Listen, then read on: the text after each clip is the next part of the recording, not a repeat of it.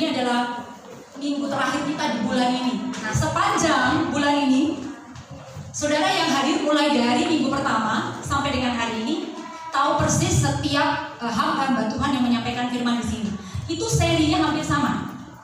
Kami bicara tentang resurrection, kebangkitan. Karena kita juga sedang memperingati ya kebangkitan Tuhan dan hari-hari di mana Tuhan menampakkan diri. Ya. Sudah ada yang ditemukan Tuhan di sini? Ya, nah di minggu terakhir ini saya juga masih ingin kembali berbicara tentang kebangkitan Tuhan, ya.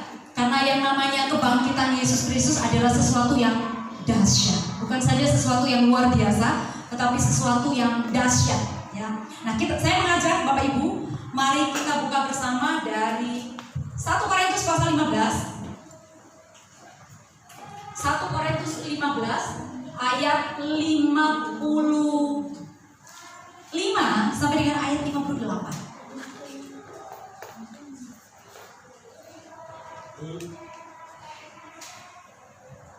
1 Korintus 15 ayat 55 sampai dengan ayatnya yang ke-58. Semua sudah dapat cepat Tuhan? Amin. Nah, perhatikan Alkitab Bapak Ibu. Saya akan baca buat kita semua.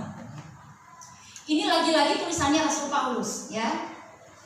Hai maut, di manakah kemenanganmu? Hai maut, di manakah sengatmu? Sengat maut ialah dosa, dan kuasa dosa ialah hukum Taurat. Tetapi syukur kepada Allah yang telah memberikan kepada kita kemenangan oleh Yesus Kristus Tuhan kita. Karena itu, saudara-saudaraku yang kekasih, berdirilah teguh, jangan goyah, dan giatlah selalu dalam pekerjaan Tuhan. Sebab kamu tahu bahwa dalam persekutuan dengan Tuhan jeripayamu tidak sia-sia. Amin. Ada haleluya. Ya, saudara kasih dalam Tuhan. Nah, kalau Bapak Ibu ya ikuti seri kebangkitan ya 4 minggu berturut-turut ini, dan ini adalah minggu terakhir, pasti Bapak Ibu ingat mulai dari minggu pertama Bapak Gembala ya sekaligus memimpin kita dalam sakramen perjamuan kudus bicara tentang kebangkitan Tuhan. Itu tepat tanggal 4 April ya, kita juga merayakan kebangkitan Tuhan Yesus. Saya masih ingat Bapak Gembala bicara bahwa kalau Yesus sudah mati dan bangkit, berarti kita juga sudah mati dan bangkit. Sama ya, itu dalam kitab Roma. Lalu di minggu kedua saya bicara juga tentang kebangkitan. Saya bicara tentang kehidupan Rasul Paulus. Bagaimana Paulus ketika berjumpa dengan Yesus dan mengalami kuasa kebangkitan Tuhan, hidupnya ditransformasi. Amin. Arah hidupnya itu diputar sama Tuhan, bukan 360 derajat. Karena kalau 360 itu kembali ke nol lagi. Itu gak berubah artinya, ya. Tapi hidupnya itu diubah sedemikian oleh Tuhan. Nah, salah satu cara dia berubah adalah dia menanggalkan apa yang dulu menjadi keuntungan bagi dia. Yang dia pikir itu menjadi keuntungan, hari itu ketika dia berjumpa dengan Tuhan, dia anggap itu kerugian. Bahkan dia menganggapnya sebagai sampah. Nah, tidak ada orang yang mau hidup dengan sampah. Nah, saya ingat sekali saya bicara 2 hal. Ini sampah dalam hidup kita yang perlu dibuang. Dan itu adalah tugas kita. Yang pertama, sampah yang namanya kebenaran diri sendiri. Merasa diri selalu benar dan orang lain tidak benar. Saya tidak perlu jelaskan. Kedua, namanya kebanggaan diri. Sesuatu yang membuat saudara bisa bermegah. Ya, entah cantik, entah tampan, punya jabatan, prestasi, ya, pencapaian, karir dan lain sebagainya. Buang. Itu sampah. Ya. Dan kita mau berada pada track yang benar, yaitu mengejar pengenalan akan Tuhan dan mengalami kuasa kebangkitan. Nah, minggu lalu hambanya Ibu Elvi, dia bicara juga tentang kebangkitan. Masih dalam seri yang sama. Bagaimana hambanya Elvi secara detail bicara kepada kita tentang kehidupan Rasul Paulus yang sekarang punya tujuan yang luar biasa. Betul?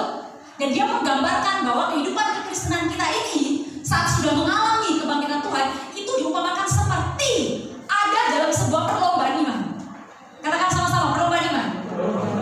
Nah, perlombaan ini Alkitab katakan minggu lalu jelas sekali dikatakan diwajibkan. Sama-sama katakan diwajibkan. Diwajibkan. Kalau sesuatu diwajibkan, saudara nggak bisa milih untuk mundur. Saudara mau tidak mau, suka tidak suka, harus ada dalam perlombaan itu. Masalahnya adalah apa yang harus kita lakukan supaya kita bisa sampai di garis finish. Nah, minggu lalu Hambanya Elvi berkata, puji Tuhan, Yesus sudah menyelesaikan garis finish itu, dan dia menunggu kita di ujung sana. Ada gambaran yang sangat indah, ya, di antara 7 jenis perlombaan di cabang atletik, ya. Hambanya Elvi bicara bahwa yang paling tingkat kesulitannya tinggi itu adalah lari gawang. Betul? Jadi kalau saudara juara kampung cuma lari 100 meter itu belum ada bapaknya.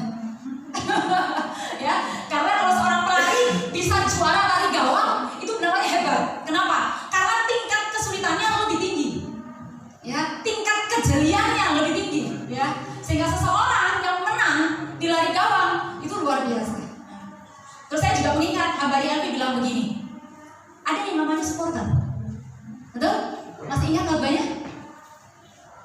Masih ingat atau sudah lupa nih 1 minggu makan ketupat banyak? Masih ingat, ya? Bagaimana kekuatan massa pendukung itu luar biasa, ya. Jadi jangan pernah mengabaikan keberadaan diri saudara, karena mungkin saudara tidak ada di depan panggung ini. Karena kita bisa semangat karena ada bapak ibu duduk di sini. Semalam saya dengar orang nonton PSM lawan Sleman. Ya, saya suka sepak bola bapak ibu, ya. Dan di dekat rumah saya itu ada klub PSM khusus. Jadi mereka tuh bawa gendang udah kayak sahur. Padahal cuma mau cari juara 3 doang. Tapi semalam tuh heboh. Nah, saya lebih tidur lebih awal karena saya tahu bahwa hari ini saya akan melayani. Tapi saya dengar mereka punya suara gitu, ya. Nah, mungkin di menit 87 saya bangun, saya lewat, papa mama saya heboh nonton. Gitu ya. Terus saya lewat, ya ampun, saya pikir PSM menang, 2-1 Sleman menang. Nah, tapi apa yang kemudian terbersit gitu sampai saya ngantuk-ngantuk, saya ke toilet gitu, ya. Saya lihat kok ibu bapak saya itu nonton heboh. Sekalipun posisinya skornya udah 2-1, Sleman lebih unggul. Tapi kemudian saya ingat nih, wah, besok saya mau khotbah. Luar biasa, ya. Biarpun hanya cari juara 3, tapi kekuatan supporter itu bisa membuat, ya, tim yang diunggulkannya itu bersemangat. Nah, itu yang disampaikan oleh hamba ini dulu. Kita punya banyak saksi iman di awal-awal yang menyaksikan dan memberikan kita semangat ketika kita sedang menjalani perlombaan iman ini. Jadi jangan pernah menyerah bapak ibu. Amin. Saudara harus bangga. Ada Bapak Abraham, ada Daud, ada Yakub, ada Ishak yang sedang menonton dan memberikan kita semangat untuk kita terus bersemangat. Ya, itu sebabnya kita juga punya keyakinan bahwa kalau kita punya keluarga yang sudah tidak bersama dengan kita, ya, kita tahu bahwa mereka tidak pernah mati. Amin. Mereka juga bagian dari pahlawan-pahlawan iman yang hari ini memberikan kita support. Oke, saya kembali ke 1 Korintus 15 ini.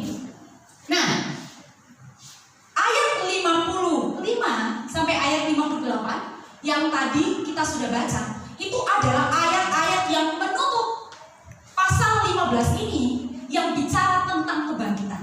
Nah, coba Bapak Ibu perhatikan. Dari ayat 1 sampai dengan ayat 11, 1 Korintus 15. Kalau Bapak Ibu perhatikan Alkitab Bapak Ibu, ya, Lembaga Alkitab Indonesia memberi judul Kebangkitan Kristus. Lalu ayat 12 sampai dengan ayatnya yang ke-34 itu diberi judul Kebangkitan Kita. Amin.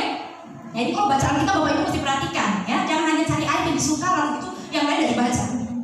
Nah, lalu Bapak Ibu perhatikan dari ayat 35 sampai ayat 58, di sana diberi judul Kebangkitan Tubuh. Artinya apa? Kebangkitan Kristus itu sama dengan kebangkitan kita. Katakan amin. Tapi tidak hanya cukup sampai di situ Bapak Ibu. Karena kebangkitan Kristus, tubuhnya dibangkitkan, ya, itu juga memberikan kepada kita pengharapan bahwa satu hari kelak kita juga akan mengalami apa yang namanya kebangkitan tubuh. Yang percaya katakan amin. Ya. Nah, orang-orang di Korintus punya keyakinan yang luar biasa bahwa mereka juga satu hari akan mengalami kebangkitan tubuh. Tapi ada orang-orang di sekitar jemaat Tuhan di Korintus yang seringkali mengganggu iman daripada anak-anak Tuhan. Dan mereka mulai memberitahu anak Tuhan bahwa kalau kamu bangkit, pertanyaannya kamu bangkit pakai tubuh apa? Pernah enggak Bapak Ibu ketemu orang lalu orang lain bertanya, kira-kira Billy, kalau nanti kamu bangkit nanti tubuhmu seperti ini atau ada tubuh yang lain? Pasti belum pernah. Itu sedikit teolog itu. Ya, biasanya ada teolog yang bertanya. Ya. Ada keyakinan lain yang sangat mempercayai apa yang namanya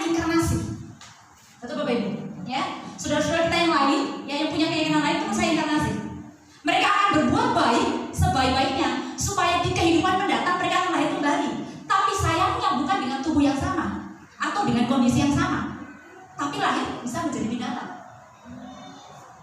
Ya, bisa menjadi sionya mungkin, seperti yang sionya hari ini. Itu tidak mungkin. Itu sesuatu ya, saya tidak bicara keinginan orang lain ya, tetapi itu unlogical. Gitu ya. Nah, Alkitab berkata kepada kita di 1 Korintus 15 ini bahwa ada tubuh yang lama, tapi ada juga tubuh kebangkitan. Nah, pertanyaannya, kira-kira nanti kita akan pakai tubuh apa kalau Tuhan membangkitkan kita, Bapak Ibu? Alkitab tidak bicara detail, tapi Alkitab berkata kita akan punya tubuh yang baru, yang namanya tubuh kemuliaan. Ingat Yesus, sebelum dia bangkit dia mati, tubuhnya tetap sama, jasmaninya tetap sama. Tapi waktu dia bangkit, ya, tubuhnya juga tetap sama. Orang juga bisa kenal, ada yang kenal, ada yang tidak. Tetapi tubuh kemuliaan yang Yesus miliki itu sudah supranatural, sehingga bisa tembus tembok. Halo? Bisa tiba-tiba muncul di Amaris.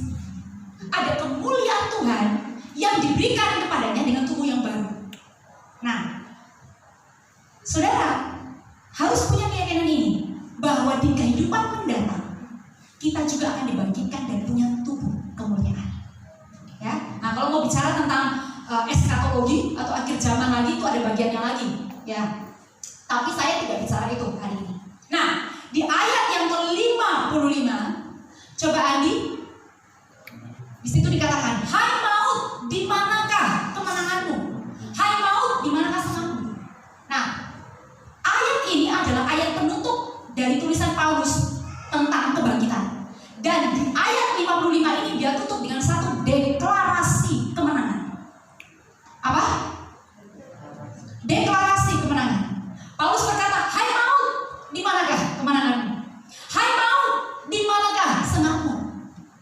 Ayat 56, sengat maut ialah dosa, dan kuasa dosa ialah hukum Taurat. Jadi di ayat-ayat ini Paulus menutup tulisannya tentang kebangkitan Kristus yang juga adalah kebangkitan kita dengan mendeklarasikan satu statement, satu pernyataan dalam kekristenan yang tidak bisa disangkal oleh apapun dan tidak bisa dibatalkan. Yaitu apa? Bahwa sengat maut, yaitu dosa, dan kuasa dosa, yaitu hukum Taurat, itu sudah dihancurkan oleh Tuhan kita Yesus Kristus. Ada kemenangan mutlak yang sudah diberikan, dikerjakan oleh Yesus di atas kayu salib. Ya, jadi ketika Paulus mengucapkan ini, dia mengucapkan dengan penuh kemegahan, penuh kebanggaan, ya, bahwa hai maut, dia sedang bicara sama maut. Kenapa? Karena satu-satunya yang menjadi ketakutan semua orang di muka bumi ini adalah kematian. Katakan kematian. Ya, kematian. Alkitab berkata upah dosa ialah maut. Tetapi dengan karya Yesus Kristus yang mati, ya, dan kemudian bangkit pada hari ketiga, pekerjaannya selesai. Maka Alkitab berkata, hai maut, di mana kemenangan? Hai maut, di mana sengat? Nah, sengat maut ialah dosa dan kuasa dosa ialah hukum Taurat. Sederhana, artinya apa sih, Jeng? Ya, karena biasa kalau pendeta-pendeta itu ngajarin soal dosa, hukum Taurat, pembenaran, itu kadang-kadang jemaat mungkin ada yang sedikit bingung. Apalagi kalau baca kitab Roma, ya, itu agak sedikit tinggi teologinya Paulus. Tetapi hanya Paulus satu-satunya yang bisa menjelaskan konsep itu sebenarnya. Ya. Nah, saya mau bahasakan dengan sederhana. Saya tidak pernah capek Bapak Ibu mengajar umat Tuhan tentang konsep dosa, hukum Taurat, dan pembenaran, righteousness. Kenapa? Karena ini inti daripada pemberitaan Injil Kristus. Kita nggak bisa ketemu orang dan ngomong percaya Yesus masuk surga, percaya Yesus nggak ada masalah. Ada orang bisa terima itu, tapi ada orang yang kita mesti jelaskan mengapa dalam Kristus kita dibenarkan. Apa efek daripada kematian Tuhan? Nah, Paulus menurut saya salah satu rasul yang sangat smart, ya, brilliant ketika dibicara tentang konsep kasih karunia. Nah, sengat maut adalah dosa, kuasa dosa ialah hukum Taurat. Hubungannya apa? Nah, saya beritahu, gara-gara dosanya Adam, semua orang di muka bumi jadi berdosa.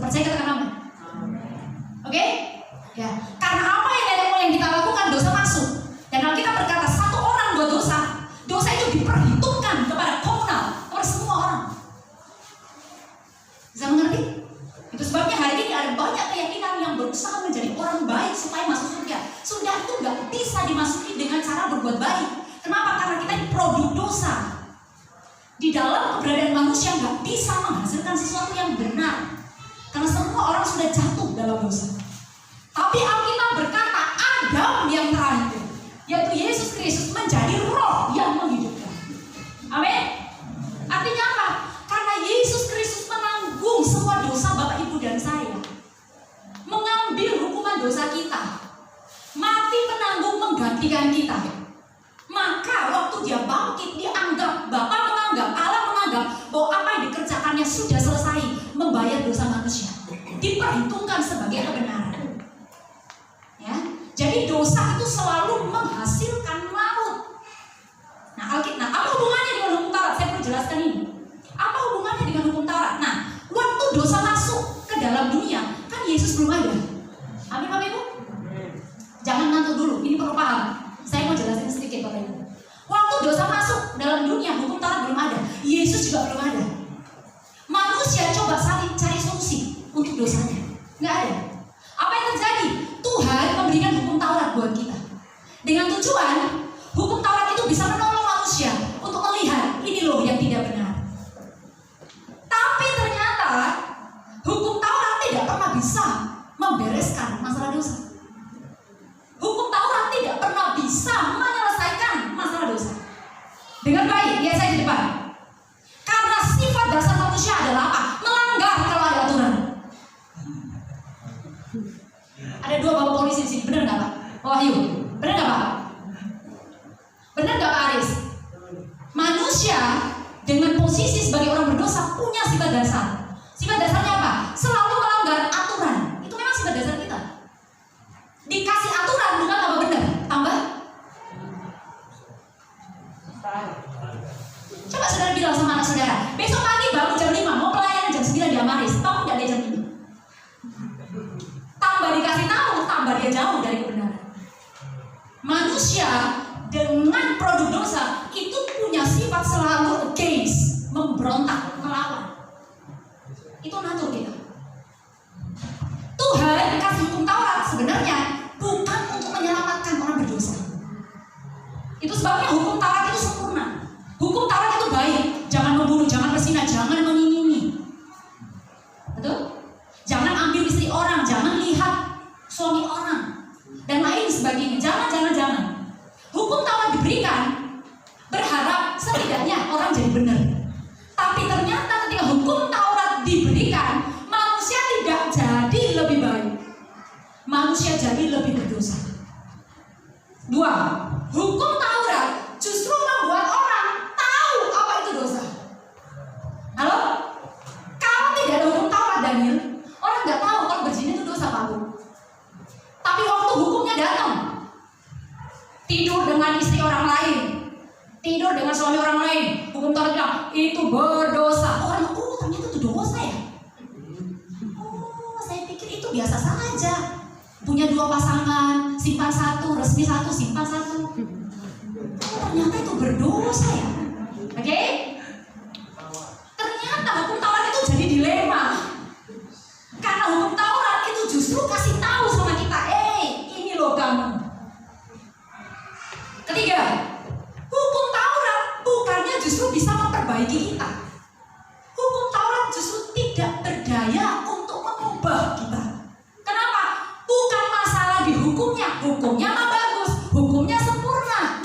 Tapi masalahnya di dalam diri kita ini, di dalam daging kita ini, ada satu power, ada satu kuasa yang tidak bisa membuat hukum Taurat itu dilakukan. Bisa paham? Bisa paham? Saudara belajar. Saya nggak tahu gereja lain sedang ngajar hukum Taurat bagi nggak beda, tapi saudara dengar kebenarannya, supaya saudara tahu ya bahwa karya Yesus di atas kayu salib itu berharga. Tidak ada orang bisa, Bapak Ibu, tidak ada orang bisa untuk melakukan itu hukum Taurat. Kenapa? Karena di dalam diri kita ini ada kuasa, ada semangat, ada gigitan yang tidak bisa membuat kita tunduk pada perintah Tuhan. Pertanyaannya, Tuhan lihat dari surga, dikasih aturan bukannya tambah benar, dikasih hukum bukannya tambah lurus, malah hukum itu menjadi cermin buat dia. Nah, sehingga dulu Bapak Ibu lihat di perjanjian lama, orang berusaha untuk apa? Nutupin dosanya.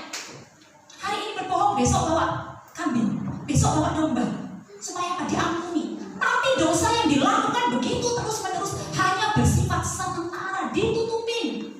Besok buat dosa lagi, ya kabur lagi. Kuasa dosa ada lagi. Pertanyaannya, solusinya gimana? Oke, ayat 57. Andi. Tetapi syukur kepada Allah. Tetapi apa? Syukur. Saya mau waktu saudara bicara syukur itu saudara dari hatimu yang paling dalam. Ya. Jangan hanya syukur deh. Ya, saya mau waktu saudara bilang bersyukur itu saudara bersyukur sekali kepada Tuhan. Ini Paulus itu sampai bilang berkata gini, sengat maut ialah dosa. Jangan pernah anggap dosa itu main-main. Sengat maut, gigitannya, bisanya. Dosa, upahnya itu maut. Roma 6 ayat 3. Kuasa dosa hukum Taurat. Artinya apa? Hukum Taurat itu baik, tapi ketika hukum Taurat diperhadapkan kepada kita orang yang berdosa, ternyata hukum Taurat itu justru menunjukkan kepada kita bahwa ini loh kamu pendosa. Nah, sekarang, kalau saudara jadi Tuhan, saudara pasti gini, aduh pusing nih manusia, masukin aja semua ke neraka deh. Itu untung saudara gak jadi Tuhan. Paulus berkata, syukur kepada Allah Bapa yang telah memberikan kepada kita kemenangan oleh Yesus Kristus Tuhan kita. Kasih tepuk tangan dulu.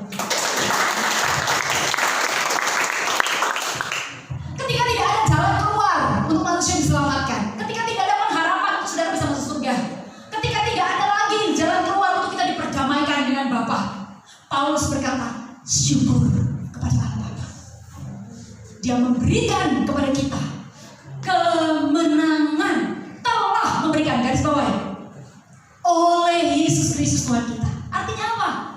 Semua masalah dosa, semua masalah kematian kekal masuk ke neraka, itu tidak bisa dibereskan oleh kita dan oleh hukum Taurat. Tetapi Tuhan mengirim anaknya yang tunggal, mati buat kita, menderita.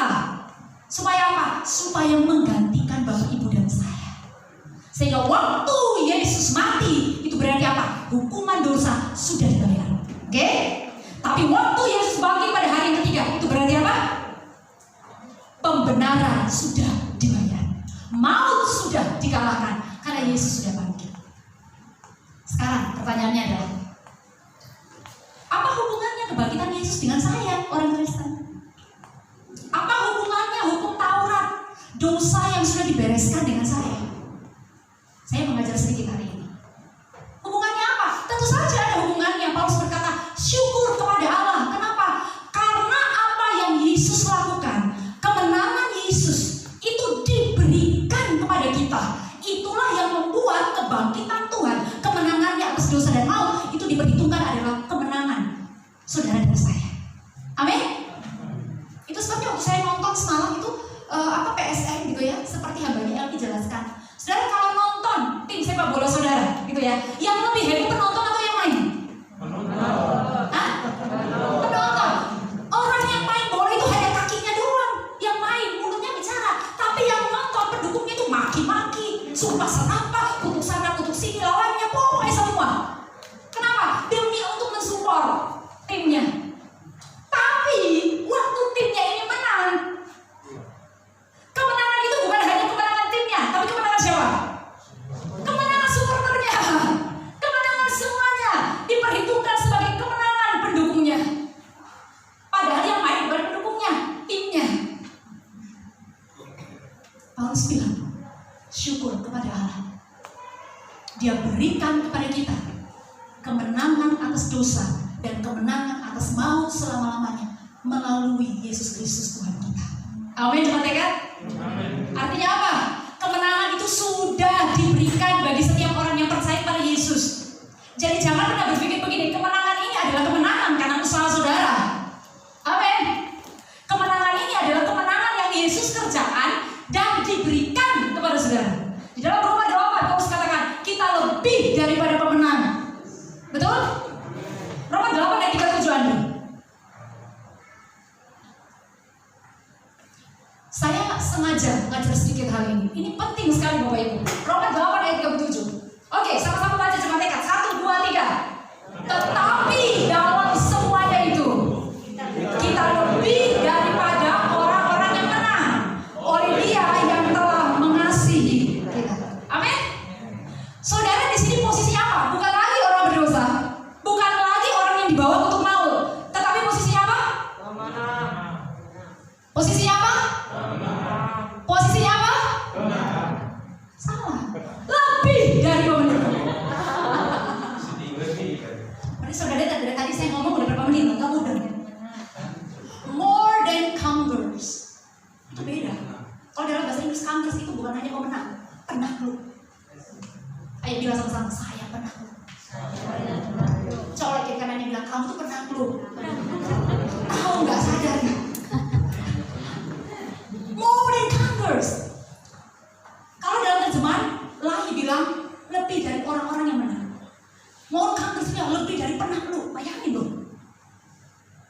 Kalau malaikat jalan di depan saudara, itu malaikat pasti kasih hormat untuk saudara. Malaikat bilang, ini lebih daripada menang, penakluk. Daniel, kamu tuh penakluk. Hiduplah sebagai orang-orang yang penakluk, bukan penakut, bukan pengecut, bukan lari dari masalah, bukan mental kerupuk. Saya ingin membangkitkan roh saudara pagi hari ini, supaya saudara bisa lihat hari ini, bukan melihat kepada hukum Taurat, supaya saudara bisa lihat dosamu. No, lihatlah kepada Alkitab ini. Dan setiap kali saudara baca Alkitab, setiap kali saudara deklarasikan Alkitab ini, saudara berkata pada dirimu, wow, saya lebih daripada pemenang. Saya ternyata adalah penakluk ya. Kecil-kecil begini sampai hari. Ayat ini bilang, tetapi di dalam semuanya itu. Di dalam apa? Andi ayat 36, 35. Saya mau sedikit bawa sebelum saya masuk dalam ayat ini. Lihat, siapakah yang akan memisahkan kita dari kasih Kristus? Ini orang-orang yang sudah mengalami kebangkitan Tuhan, yang sudah menerima kemenangan dari dosa dan maut. Siapa yang akan memisahkan kita dari kasih Kristus sih? Lihat, penindasan atau kesesakan atau penganiayaan. Saya mau tanya di sini, siapa di sini selalu ditindas? Nggak ada tuh? Artinya sudah gemuk-gemuk semua. Atau kesesakan. Kesesakan di sini bukan asma poso ya. Sesak karena masalah, sesak karena beban, atau penganiayaan. Nggak ada di sini, nggak ada dianiaya nih. Kalau saudara dianiaya, sudah bisa lapor Pak Adis dan Pak Wahyu. Atau kelaparan jemaat tekad, saya tanya, ada kelaparan nggak sini? Halo? Ayo, ada kelaparan nggak? Nggak ada. Atau ketelanjangan, atau bahaya, atau pedang, dikenal. Seperti ada tertulis, oleh karena Engkau Tuhan, kami ada dalam bahaya maut sepanjang hari. Kami telah dianggap sebagai domba-domba sembelihan. 37. Nah, ini dia. Jadi dalam semuanya itu yang tadi itu didaftarin sama Paulus. Tetapi di dalam semuanya itu, dalam kelaparan, ketelanjangan, kesesakan, penganiayaan, apapun, karena iman kita pada Yesus. Tetapi di dalam semuanya itu, kita lebih daripada orang-orang yang menang oleh Dia yang telah mengasihi kita. Ada amin? Jadi tidak ada yang bisa mengalahkan saudara. Kenapa? Karena saudara itu penakluk. More than conquerors, lebih daripada pemenang. Kalau gara-gara gak ada uang, saudara tinggalkan Tuhan. Aduh, sayang sekali. Itu saudara belum disembelih. Baru gak ada duit. Oke? Gara-gara berselisih dengan orang di gereja, saudara gak ke gereja. Gara-gara saudara gak ditegur masuk gereja, saudara mau saudara tinggalkan Tuhan. Aduh, itu belum dianiaya. Artinya apa? Terlalu kecil kalau kita membandingkan kesusahan hidup kita dengan karya Kristus. Ya, saudara, ada orang Kristen suka berkata begini, Tuhan, biarlah aku juga menanggung salibmu. Oh, gak bisa. Astaga. Ada lagu tuh yang sering dinyanyiin orang Kristen. Meskipun saya susah menderita dalam dunia, saya mau iring Yesus sampai selama-lamanya. Dulu saya tuh malas nyanyi lagu itu Bapak Ibu?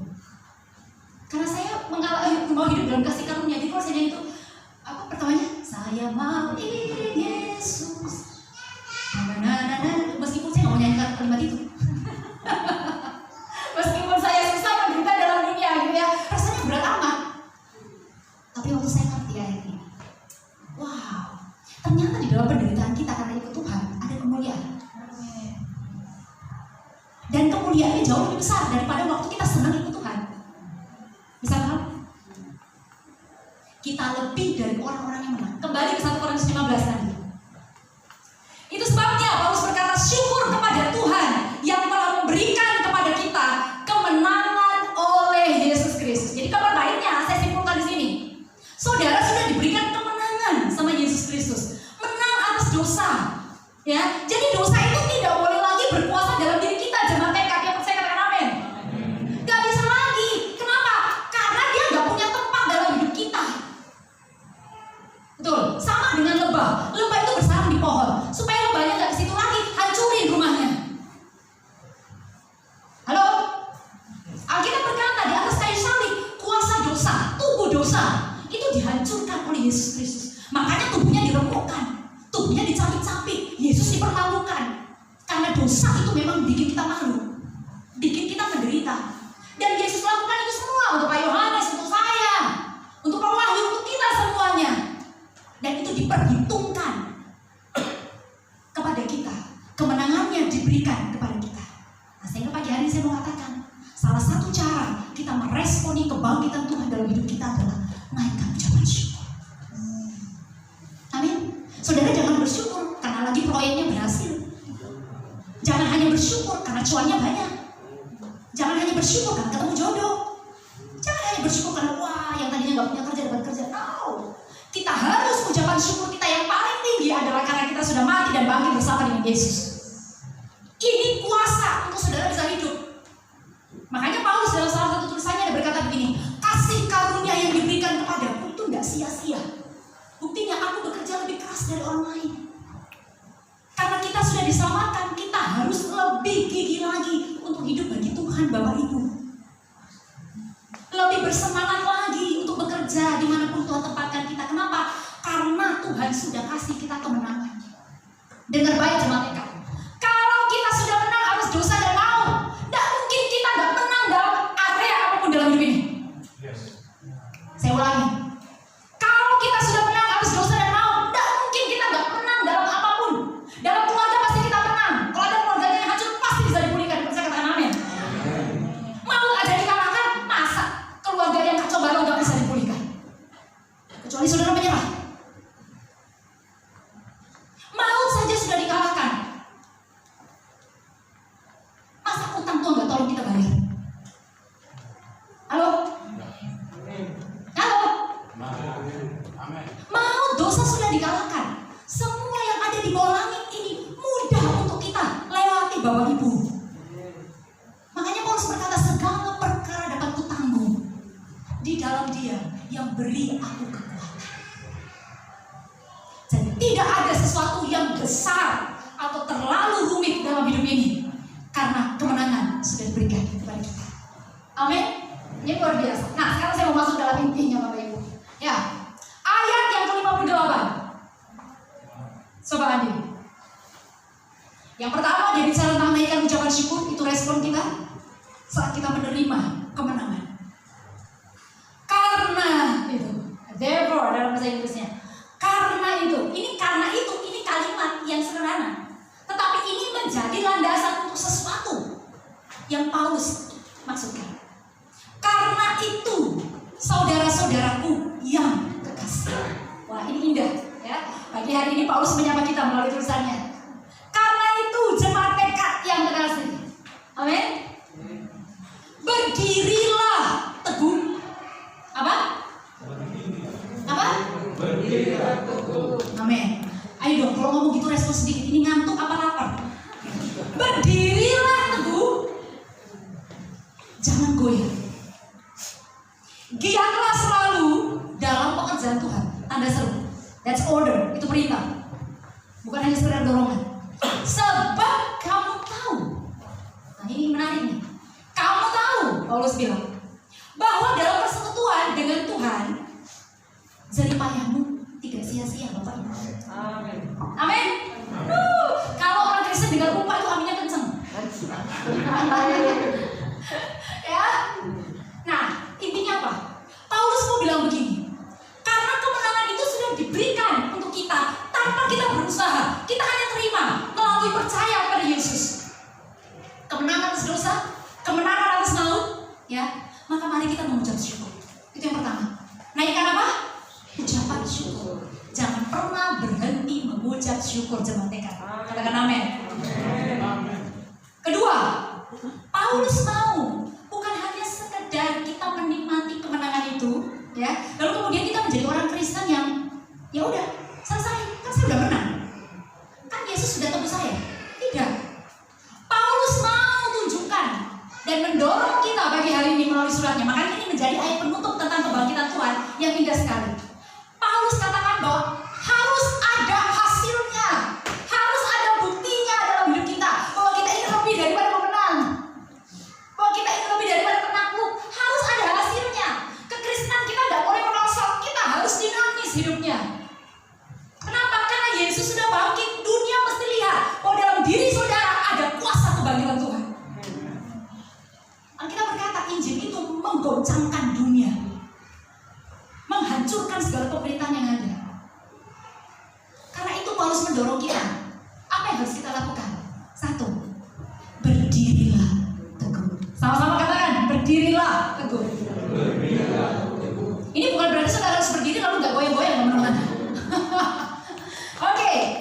Nah, saya mau sedikit kita belajar. Waktu saya merenungkan ini indah sekali. Nah, perhatikan saya Bapak Ibu. Berdirilah teguh, jangan goyang, itu sepertinya hampir sama, tapi nggak sama. Nah, saya mulai dari berdiri teguh. Dalam bahasa aslinya digunakan kata hedraios, bukan hedraier ya. Hedraios. Nah, hedraios itu secara harafiah artinya indah sekali ternyata. Saya bagikan kepada saudara. Hedraios atau teguh itu berarti berada dalam satu posisi terus menerus. Ulangi kalimat saya. Berada dalam satu posisi terus menerus. Itu orang yang teguh. Tidak berbalik kemana-mana. Tetap berada pada satu posisi. Itu terus menerus. Teguh itu juga berarti berada dalam posisi yang tenang. Apa? Tenang. Makanya orang Kristen yang panikan itu dipertanyakan imannya. Kita nggak boleh jadi orang Kristen yang panikan. Apa-apa panikan, apa-apa buru-buru. Tenang, ada damai sejahtera dari diri. Semua masalah itu bisa diselesaikan Bapak Ibu. Kalau di antara jemaat ada masalah, jangan buru-buru kasak-kusuk keluar dari gereja, gosip sana gosip sini. Aduh. Berdirilah teguh, tenang, berada dalam posisi tenang. Orang yang teguh dalam Tuhan itu tenang. Teguh juga berarti setia. Apa? Nah, saudara ingat nggak? Saya pernah bilang, kalau Alkitab menggunakan kata setia itu sama dengan artinya apa? Taat. Nah, hari ini sudah dapatkan kosakata yang baru. Ternyata setia itu sama artinya dengan teguh, punya komitmen. Dan setia dan teguh itu juga berarti tabah. Nah, saudara menemukan indah banget ya. Kita bacanya dalam bahasa Indonesia berdirilah teguh, kita pikir oh ya udah berdiri teguh. Gitu ya. Tapi ternyata waktu kita belajar indah sekali. Paulus dipakai Tuhan, dia mau sampaikan kepada kita hari ini bahwa waktu saudara sudah terima kemenangan yang Yesus berikan, saudara sudah menang atas dosa, saudara menang atas maut, saudara tidak perlu takut dengan kematian lagi. Karena satu hari kita akan dibangkitkan dan punya tubuh kemuliaan. Kita akan hidup bersama selama-lamanya dengan Tuhan. Tapi selama kita di muka bumi ini berdirilah teguh. Amin. Jangan goyang. Teguh artinya apa? Setialah kepada Tuhan Bapak Ibu. Sabarlah menanggung segala bantahan dan firman saudara. Mengapa? Karena konteks 1 Korintus 15 ini adalah ada orang-orang di kota Korintus yang selalu menghina orang Kristen. Mereka suka bilang gini, kebangkitan Yesus itu hanya dongeng. Pernah saudara mendengar? Ada orang ngomong gitu, wah Yesus, Isa Al-Masih itu gak bangkit. Pernah? Itu satu. Kedua, ada orang yang bilang begini, kebangkitan Kristus itu hanya hayalan, gak benar. Kedua, ada lagi yang ngomong kayak gini. Yang ketiga, kamu gak mungkin dibangkitkan. Kalau kamu dibangkitkan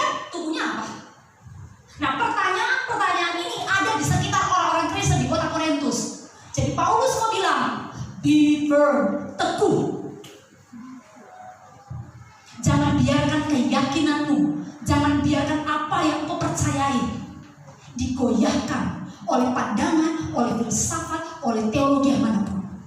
Pegang itu firman Tuhan. Itu sebabnya di dalam 1 Korintus 15 ayat 3-5. Coba lihat. 1 Korintus 15 ayat 3-5. Naik saja sedikit. Nah, Paulus di sini menulis sesuatu yang sangat penting supaya orang Kristen di Korintus itu pegang teguh, ya. Sebab yang sangat penting telah aku sampaikan kepadamu, oke? Yang sangat penting telah aku sampaikan kepadamu, yaitu apa yang telah aku terima sendiri, ialah bahwa Kristus telah mati karena dosa-dosa kita, ya, sesuai dengan kitab suci. Nah, ini adalah satu pernyataan iman yang saudara harus pegang. Yang mengerti katakan amin. Yesus mana yang kita sembah? Yesus mana yang kita akui sebagai Tuhan dan Juru Selamat kita? Paulus berkata, Kristus telah mati karena dosa-dosa kita. Jadi kalau ada orang bilang ini Kristus itu digantung karena dia maluka, pernah dengar itu? Karena dia mencuri, karena dia orang jahat, makanya dia disalib di antara orang-orang yang jahat lain. Paulus katakan, kebenarannya adalah Kristus telah mati karena dosa-dosa kita. Jadi dia bukan mati dan disalib karena berbuat jahat. Dia bukan digantung karena dia pezina. Yesus digantung bukan karena kejahatan seperti yang dilakukan oleh manusia. Yesus mati karena dosa kita. Ini prinsip yang harus Bapak Ibu pegang sebagai anak Tuhan. Sesuai dengan kitab suci. Next. Bahwa ia telah dikuburkan. Halo? Siapa yang pernah bilang gini? Oh tidak, dicuri mayatnya, diganti dengan orang lain. Pernah dengar? Pernah? Kalau ada yang pernah datang kepada Om Roni katakan itu, tunjukkan ayat. Oke?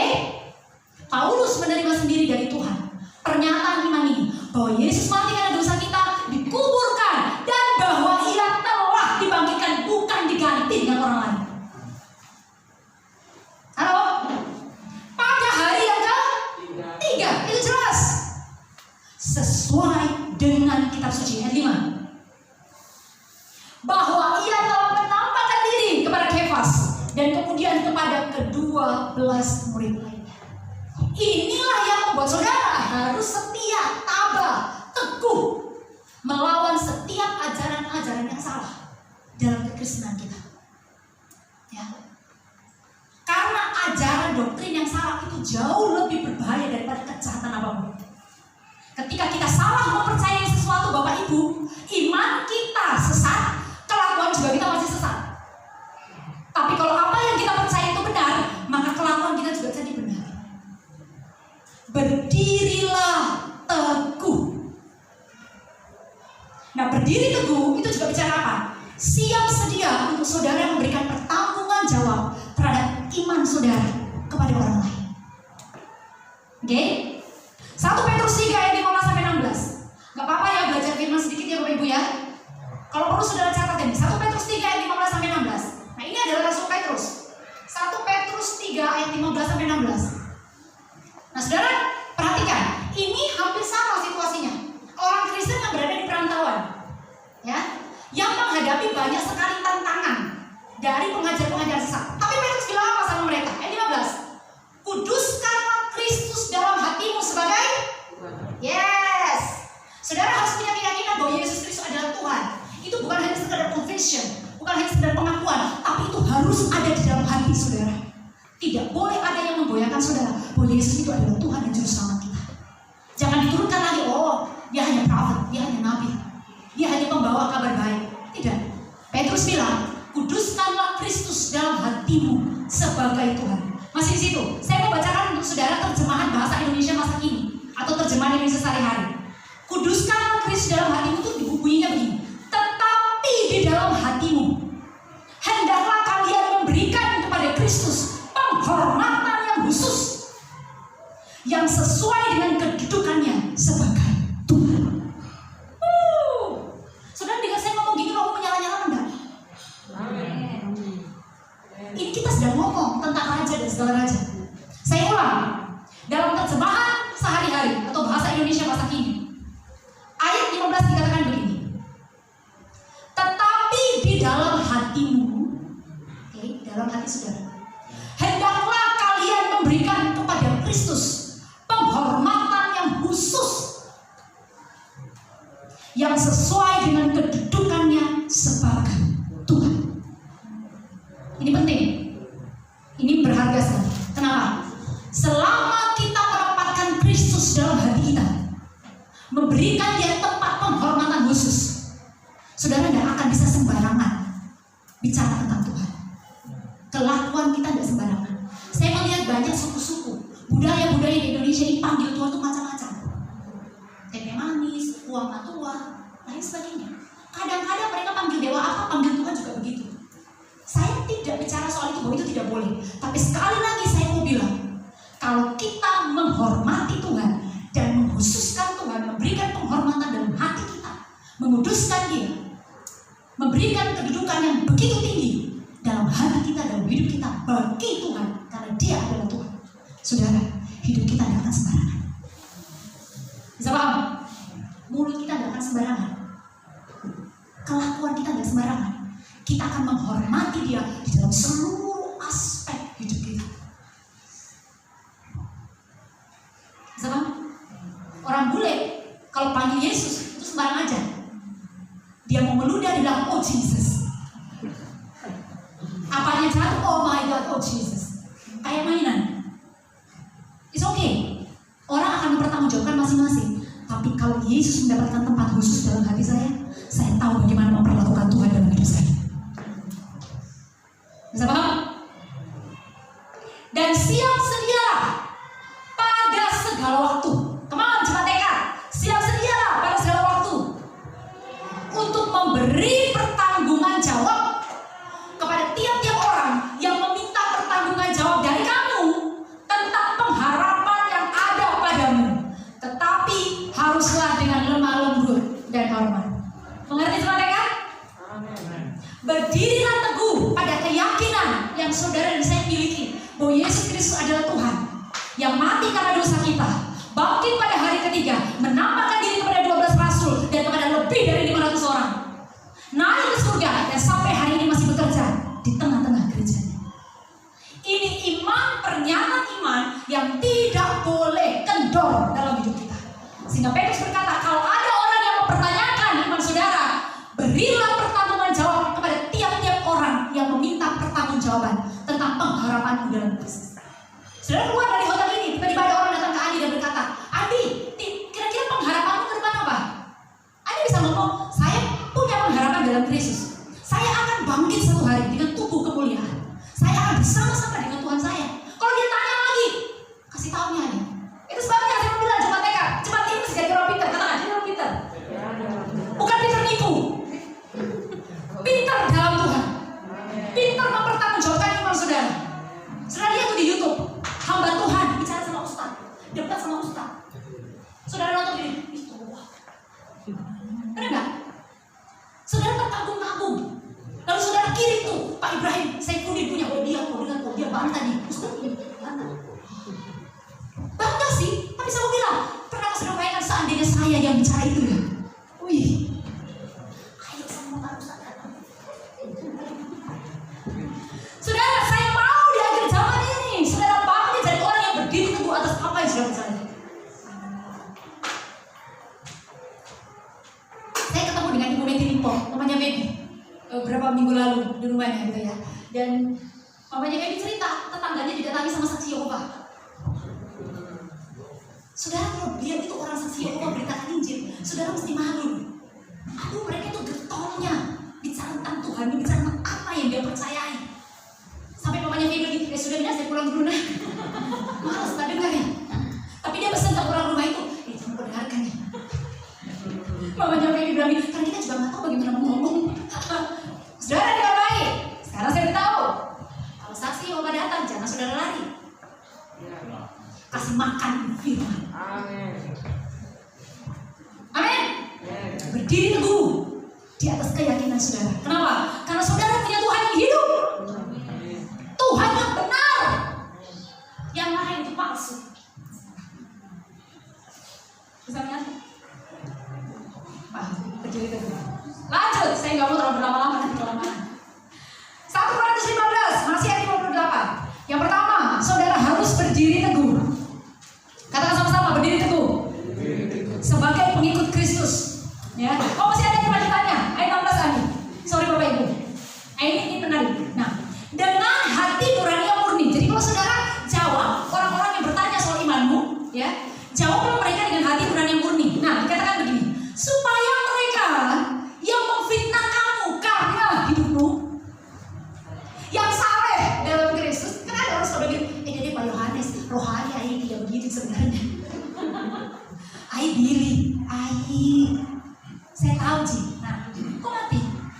Nyalain.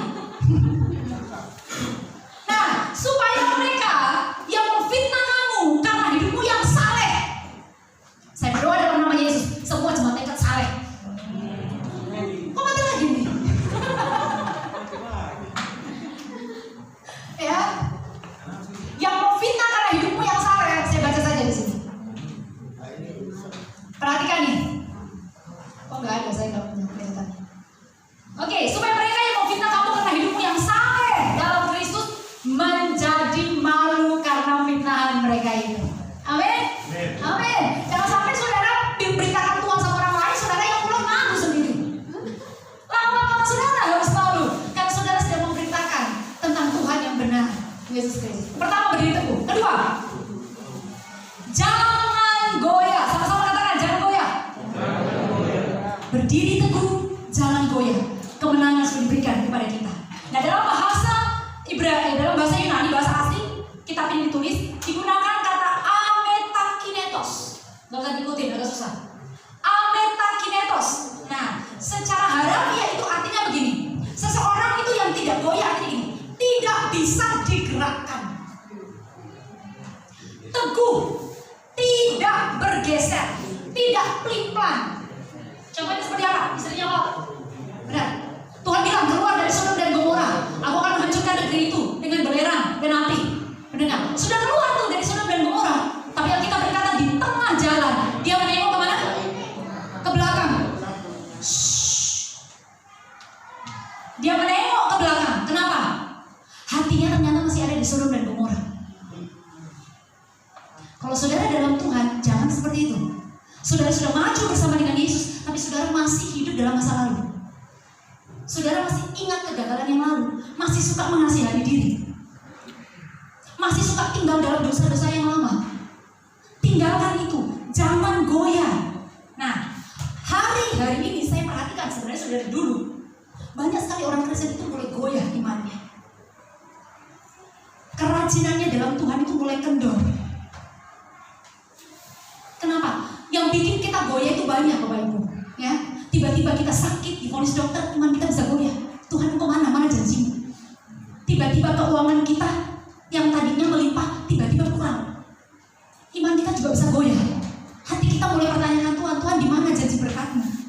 Tapi pagi hari ini Paulus katakan, karena saudara dan saya sudah menang atas dosa dan maut, jangan pernah dapat digoyahkan oleh apapun juga. Tinggallah tetap di dalam Tuhan. Jangan goyah Bapak Ibu. Apapun persoalan yang Bapak Ibu alami dalam hidup ini, dengarkan baik saya. Saya mau ingatkan dengan kasih Kristus. Jangan pernah goyah, jangan pernah tinggalkan Tuhan, jangan pernah kendor di dalam melayani Tuhan. Jangan pernah kendor di dalam ibadah. Jangan pernah kendor di dalam apa? Mengerjakan hal-hal untuk kemuliaan nama Tuhan. Jangan goyah. Nah, saya ada contoh yang menarik. Saya ini suka nonton U-Channel ya, TV kabel khusus untuk acara rohani. Di U-Channel itu ada salah satu program yang pendetanya itu adalah orang Tiongkok. Saya lupa namanya pendeta Yun atau pendeta Chun. Saya suka sekali, saya dan bapak saya suka nonton dia. Dia bicara dalam bahasa Mandarin, Tiongkok gitu ya. Dan dia bersemangat sekali. Kenapa? Karena dia ini sudah 4 kali masuk penjara di Cina karena imannya, seorang pendeta. Ya, nah, saudara, kalau kita ngomong Tuhan kayak saya ngomong hari ini kayaknya gampang banget. Kita gampang soal penakluk. Tapi kalau ada orang yang bawa kita masuk di penjara karena kita percaya Yesus, iman kita juga lama-lama bisa secara manusia yang ke Tuhan. Nah, pendeta ini bukan hanya 1-2 kali di penjara. Setiap kali dia beribadah, polisi di Tiongkok datang, masukkan dia ke penjara 4 kali. Dan setiap kali dia di penjara itu bukan 1-2 bulan, 2, 3, 4 tahun. Nah, ada yang menarik dari kisahnya. Dia bercerita begini. Selama 4 kali bola-balik dia di penjara, ada satu masa di mana dia merasa dia gagal dalam iman. Dia merasa seperti mana Tuhan yang saya layani, mana Tuhan yang selalu saya khotbahkan. Kenapa? Kakinya dipatahin di dalam penjara, sampai dia nggak makan, dia aniaya sama sikir di penjara. Waduh, kalau dengar kisahnya tuh saya nonton tuh mau nangis. Kita ini jadi orang Kristen tuh belum ada apa-apanya. Saya itu sampai malu sendiri loh, Bapak Ibu. Saya hanya jago khotbah di depan, belum pernah dianiaya, belum pernah didatangi polisi gitu ya, karena iman. Tapi pendeta Pastor Chung ini dia kakinya dipatahin, tidak dikasih makan sampai badannya kurus kering, sampai satu hari ketika dia udah mau mati, para polisi penjara berkata, cari keluarganya, ini orang udah mau mati. Keluarganya datang, istrinya, mamanya, anaknya datang. Tahu nggak Bapak Ibu? Tidak ada satu orang yang bisa kenal lagi dia. Tidak ada keluarga yang bisa mengenali dia. Sampai waktu dia dibawa ke penjara, nih sudah loyo dia, sudah nggak bisa ngapa-ngapain. Sampai keluarganya bilang ini salah orang, ini bukan suami saya, ini bukan anak saya, ini bukan keluarga kami. Ada itu pesta Cun, pendeta Cun. Tapi dikenali lewat mana? Ibunya yang melahirkan dia. Itu melihat ada tanda lahir di tangan atau di badan dia kalau nggak salah. Dan waktu ibunya lihat ibunya berkata, ini anakku. Lihat. Ini orang yang menderita pada Tuhan. Saya sudah bicara tentang jangan goyah. Dan waktu ibunya lihat tanda lahir itu, dia berkata, ini anak saya. Orang tidak mengenali dia lagi. Nah, lalu dia dikembalikan ke dalam penjara, Bapak Ibu. Waktu dia masuk dalam penjara, ya ini menarik nih. Dia berada pada satu titik di mana dia marah ke Tuhan. Tuhan, saya nggak mau percaya. Saya nggak mau lagi beritakan Injil. Saya jadi seperti ini habis-habisan. Imannya hampir tidak ada. Dengan baik, saudara pernah nggak mengalami? Saudara ikut Tuhan itu gagal iman, istilahnya. Seperti kita tidak bisa lagi mempercayai Tuhan, karena semua yang dia janjikan itu seperti nggak ada buktinya. Nah, pendeta Jun mengalami. Nah, yang menarik adalah ketika dia gagal dalam imannya, dia marah-marah ke Tuhan. Pokoknya di dalam penjara dia marah-marah ke Tuhan, dia marah-marahin ke Tuhan. Dia bilang, Tuhan kamu begini. Udah marah-marah, karena udah gila dia. Nah, tiba-tiba sipir penjara, polisi-polisi yang ada di penjara itu datangin dia. Karena apa? Dia ngamuk-ngamuk, gitu ya. Dia seperti marah-marahin Tuhan, dia nggak kelihatan. Nah, apa yang terjadi? Polisi-polisi di penjara Tiongkok itu lalu ketawain dia, tuh kan, kamu Tuhanmu, kalau Tuhanmu itu hebat, kamu udah keluar, kalau Tuhanmu hebat, kamu diselamatkan, pokoknya gitu. Nah, polisi-polisi di Tiongkok ini marah-marahin Tuhannya dia, marah-marahin Yesus juga. Ya, jadi polisi-polisi Tiongkok itu marah-marahin Tuhan Yesus gitu. Tuh Tuhan kan, kamu lihat di anakmu. Tahu nggak saudara? Waktu dia melihat polisi-polisi itu marah-marahin Tuhan Yesus, semangatnya bangkit. Kenapa Tuhan itu dimarah-marahin? Sudah lihat, dia udah mau goyah. Dia sudah mau berhenti. Dia sudah mau menyerah ke Tuhan. Kakinya udah patah, hidupnya hancur, tidak dikenali. Udah mau mati dia, tapi gak mati-mati. Tapi waktu dia lihat polisi-polisi di penjara itu maki-maki Tuhannya, gitu ya, marah-marahin Tuhan Yesus, sumpah-sumpahin Tuhannya, ini mau bangkit. Dia bilang gini, ngapain tuh orang marah-marahin Tuhanku? Dia ingat tuh firman Yesus Kristus yang mati bangkit pada hari ketiga. Saudara, itulah titik balik dalam hidupnya. Hari itu dia bangkit, dia marah-marahin itu polisi, dan dia bersaksi kepada dia tentang Yesus yang mati bangkit pada hari ketiga dan menamakan diri.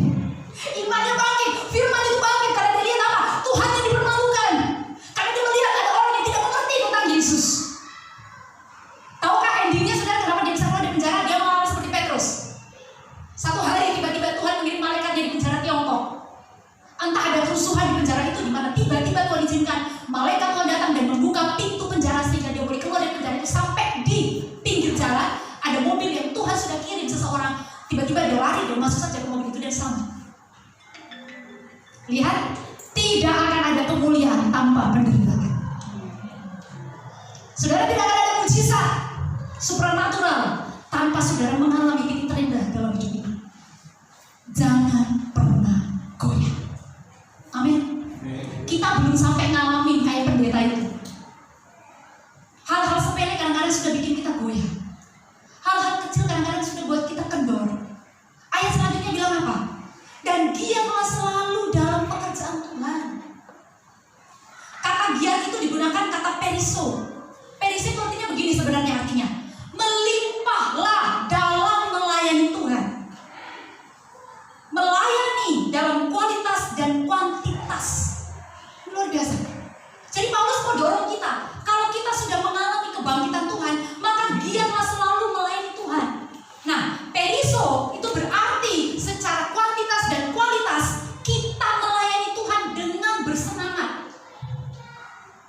Jadi Paulus mau bilang, hasil atau bukti nyata kita itu mengasihi Tuhan. Pengikut Yesus adalah apa? Kita semakin giat melayani Tuhan. Katakan bersama-sama, giat. Jangan tambah malas, jangan tambah kendor melayani Tuhan. Secara kuantitas, secara kualitas. Kuantitas itu bukan hanya begini. Pokoknya banyak melayani, banyak berdoa, banyak puasa, banyak kasih persembahan, banyak hadir ke gereja. Bukan hanya banyaknya, tapi kualitasnya mesti ada, Bapak Ibu. Artinya apa? Waktu melayani Tuhan itu bukan soal banyaknya kita melayani Tuhan, tapi soal sungguh-sungguhkah kita melayani Tuhan. Seriuskah kita melayani Tuhan? Yang kita berikan itu benar-benar yang terbaik dari apa yang kita punya. Itu periso. Giatlah selalu di dalam melayani Tuhan. Roma 12 ayat 11. Janganlah hendaknya kerajinanmu kendor. Layanilah Tuhan. Bersabarlah, bersukacitalah dalam pengharapan, sabarlah dalam kesesakan, bertekunlah di dalam doa. Saya mengajak kita semua hari ini, mari buktikan kepada Tuhan, mari perlihatkan kepada Yesus bahwa Tuhan, kasih karunia-Mu di dalam aku tidak pernah sia-sia. Paulus berkata, kasih karunia yang Dia berikan kepadaku membuat aku bekerja lebih giat daripada siapapun. Saya mau bacakan untuk saudara 2 Korintus 11 ayat 23 sampai 28. Saudara, saya kasih contoh Paulus supaya saudara lihat. Ini adalah produk orang yang mengalami kuasa kebangkitan Tuhan. 2 Korintus 11 ayat 23 sampai 28. 2 Korintus 11 ayat 23 sampai 28. Oke, lihat di sininya. Perhatikan baik-baik. Ini orang yang giat dalam Tuhan. Apakah mereka melayani Kristus? Aku berkata seperti orang gila, Paulus bilang. Aku lebih lagi. Aku lebih banyak berjerih lelah. Lebih sering di dalam penjara, didera di luar batas, kerap kali dalam bahaya maut. 24. 5 kali aku disesat orang Yahudi. Setiap kali 40 kurang 1 pukulan. 1 kali dia disesat itu 39 kali pukulan, Bapak Ibu. 3 kali aku didera. 1 kali aku dilempari dengan batu. 3 kali aku mengalami karam kapal. Sehari semalam aku terkatung-katung di tengah laut. Dalam perjalananku aku sering diancam bahaya banjir dan bahaya penyamun, bahaya dari pihak orang-orang Yahudi dan dari pihak orang-orang bukan Yahudi, bahaya di kota, bahaya di padang gurun, bahaya di tengah laut, dan bahaya dari pihak saudara-saudara palsu. 27. Aku banyak berjerih lelah dan bekerja berat. Kerap kali aku tidak tidur. Aku lapar, dahaga. Kerap kali aku berpuasa, kedinginan dan tanpa pakaian. Dan dengan tidak menyebut banyak hal lain lagi. Lihat, urusanku sehari-hari, yaitu untuk memelihara semua jemaat. Sudah lihat?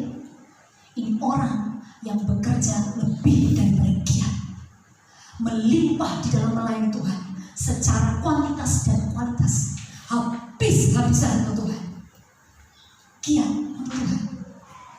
Dan ayatnya yang ke-58 terakhir dia katakan, sebab kamu tahu bahwa dalam persekutuan dengan Tuhan jerih payahmu tidak sia-sia.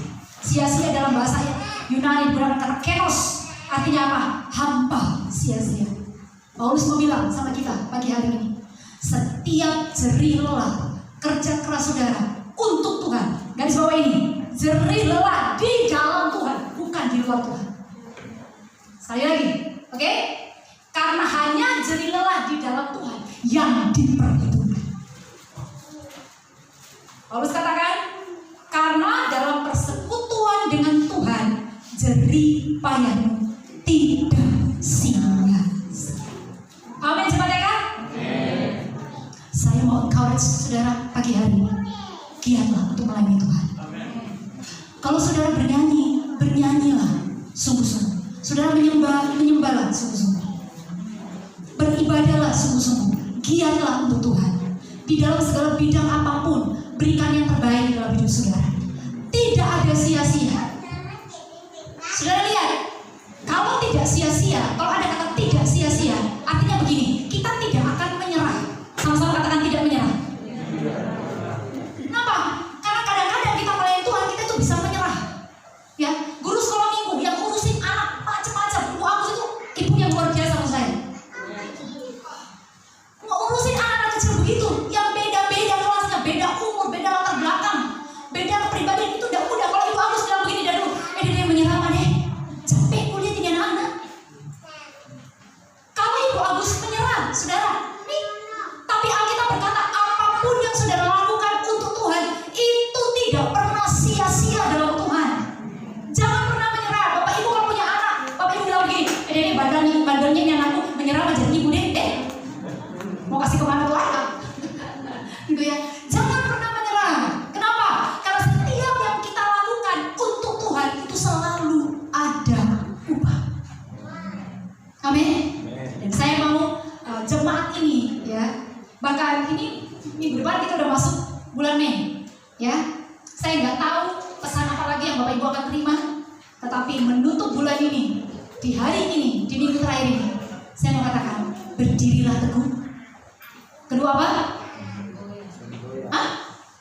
Jangan goyah. Ketiga, giatlah selalu dalam melayani Tuhan, karena dalam persekutuan dengan Tuhan, jerih payahmu tidak sia-sia. Oke? Nah, sebelum menutup, saya juga sekaligus mengajak jemaat ini. Saudara yang punya talenta, ini Ibu yang udah capek-capek ngomong masalah lucu. Talenta nyanyi, talenta main musik, talenta berdoa. Oke, ada orang yang suka berdoa. Gitu. Ayo, mari sama-sama aktif melayani Tuhan. Ya, memang melayani itu bukan hanya di gereja Bapak Ibu. Kita boleh melayani di marketplace, kita boleh melayani di mana saja. Tetapi dalam konteks ini saya bicara tentang jemaat TK ini. Supaya apa? Supaya ada regenerasi di gereja ini Bapak Ibu. Ya, saya rindu melihat bukan hanya saya toh yang khotbah. Saya mau lihat Pak Wahyu juga bisa khotbah di sini. Saya mau lihat Pak Yohanes juga bisa preaching di sini. Khotbah di sini. Saya mau lihat Om Memang bisa kesaksian di sini. Saya mau lihat Om Roni bisa berdoa syafaat buat kita. Oke? Jadi ini masukan